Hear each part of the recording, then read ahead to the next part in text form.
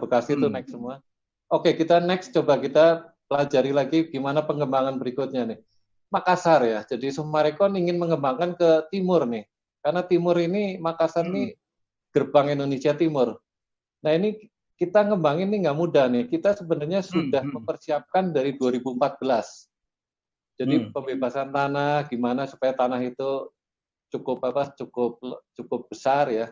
Kita akhirnya berhasil membebaskan sampai 400 hektar. Nah kita baru berhasil menjual itu mulai proyek itu akhir 2018.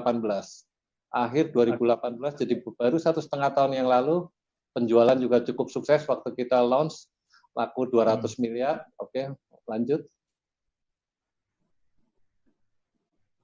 Nah, kita udah bangun nih, baru 1,5 tahun ya. Bapak lihat tuh, boulevard kita tuh 40 meter sudah kita bangun dan sudah rindang. Oke, lanjut. Lebar banget jalannya ya.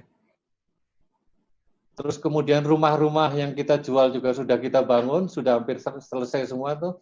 Walaupun serah terimanya tuh masih Desember. Oke, lanjut.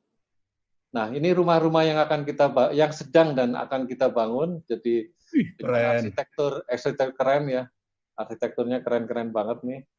Terus fasilitasnya juga ada kolam renang dan lain sebagainya. Oke, lanjut. Nah, kita juga di sana sudah ada deh. Jadi yang bawah itu adalah seperti ciri khas Summarecon ya, selalu ada F&B ya. Food ya, selalu food, kuat di food ya, kata seperti Kelapa Gading tuh kota sejuta makanan. Kanan atas sudah buka McDonald. Oke, lanjut. Nah, ini nantinya nih Summarecon Mutiara Makassar juga nggak akan kalah dengan kakak-kakaknya ya, seperti Kelapa Gading, Serpong, Bekasi ya. Jadi kita pasti ada CBD-nya, ada mall-nya. Oke. Lanjut. Nah, kebetulan Summarecon Makassar ini gak jauh dari pantai. Jadi kalau Pak Helmi tinggal di sana, sore-sore bisa menikmati sunset-nya Makassar nih, luar biasa. Oke. Nah, kita juga ada sebuah proyek ya yang kita ke atas nih. Wow, ini untuk keluarga muda keren dong ya. Iya, luar biasa nih, cocok sekali buat. Oke. Fasilitas yang udah dibangun di Makassar apa aja Pak Ben? Mall udah ada? Enggak, kalau mall kita sekarang lagi dalam perencanaan, dalam perencanaan. Nah, yang kita udah bangun tadi tuh, infrastruktur jalan, terus jalan 40 meter ya, boulevard. Ya, jalan boulevard 40 meter, terus kemudian udah hijau. Ya, ada penghijauan, ada McDonald dan lain sebagainya. Dan ada pantai. Ada, di dekat kita ada pantai. Wow. Besar berapa itu Pak Ben? Kenapa? Besarnya berapa itu?